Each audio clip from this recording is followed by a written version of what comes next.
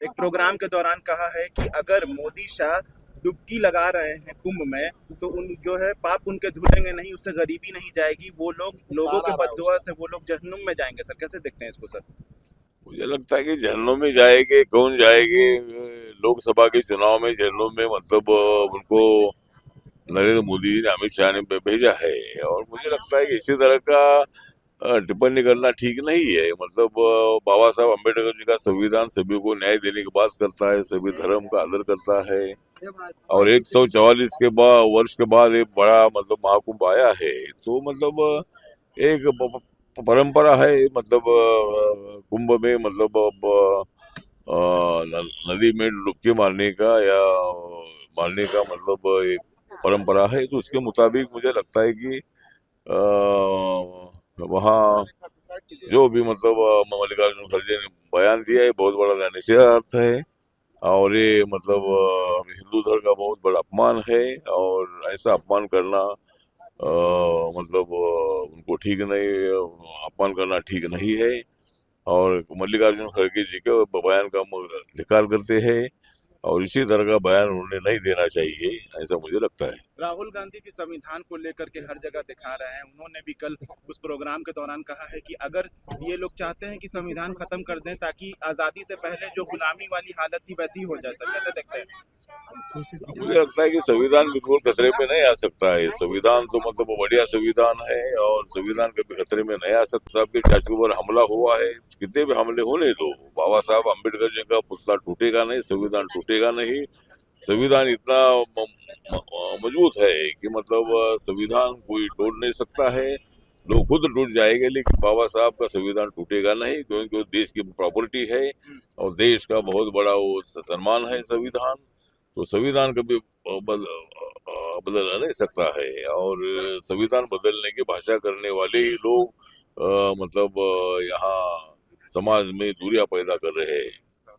Sir UCC लागू हो गया है उत्तराखंड में। सर कैसे देखते हैं इसको सर? जेडीयू को नाराजगी है सर।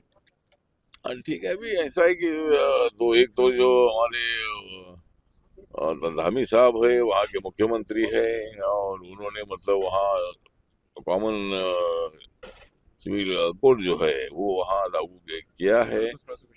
तो इसका मतलब ये है कि भाई हिंदू मुसलमान को एक लाने का ये प्रयत्न है। ये कोई ये कानून कोई मुस्लिम विरोधी नहीं है।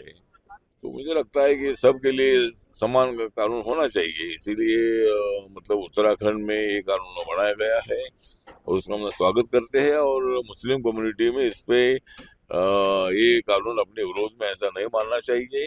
हम सब लोग मिलकर देश को मजबूत करेंगे, और देश आगे बढ़ेगा नरेंद्र मोदी जी के नेतृत्व में। वक्फ बिल को लेकर के काफी हंगामा हो रहा है। 10 सांसदों को सस्पेंड, वक्फ बिल को लेकर के हंगामा हो रहा है। 10 सांसदों को सस्पेंड भी कर दिया गया है जेपीसी की बैठक में। बहुत ज्यादा उसके खिलाफ है कि जेपीसी जो है वो मुसलमानों के लिए है, मुसलमानों के विरोध में है ये वक्फ बिल। मुझे लगता है कि वक्फ बिल मुसलमानों के विरोध में बिल्कुल नहीं है। वक्फ बोर्ड जो कुछ मुसलमानों की प्रॉपर्टी है, और आम मुसलमानों को इसका फायदा बिल्कुल होता नहीं है। इसीलिए मतलब उनका फायदा सब मुसलमानों को होना चाहिए, इसीलिए ये बिल लाया गया है। ये बिल मुस्लिम विरोधी नहीं है। और जेपीसी के पास मतलब ज्वाइंट पार्लियामेंट्री कमेटी के पास ये बिल भेजा है, और अभी इसका फैसला आ जाएगा। लेकिन मुझे लगता है कि बिल में क्या अमेंडमेंट करनी है, क्या सुझाव देना है, ये कांग्रेस और जो अपोजिशन है उनको अधिकार है। तो मुझे लगता है कि हर बिल मुस्लिम विरोधी है, ऐसा बिल्कुल नहीं है। मुस्लिम भी अपने ही हैं, अपने देश के नागरिक हैं। तो उनका विरोध करना ये हमारी भूमिका बिल्कुल नहीं है। लेकिन वक्फ बोर्ड ये कुछ लोगों की प्रॉपर्टी होने से ये बिल लाया है। वन नेशन वन इलेक्शन पे क्या कहिएगा sir? One nation one election की काफी आवश्यकता है, क्योंकि 26 जनवरी 1950 को जब संविधान लागू हुआ था, और पहला इलेक्शन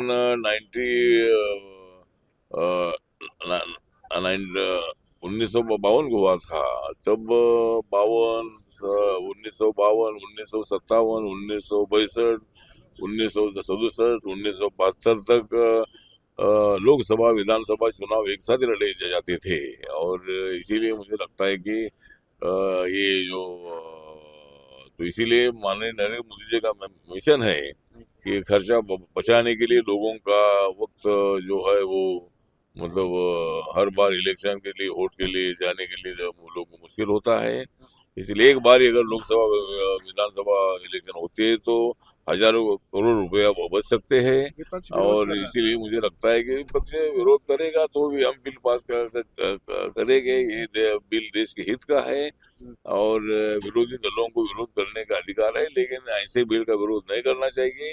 अपोजिशन ने भी इस बिल का सपोर्ट करना चाहिए।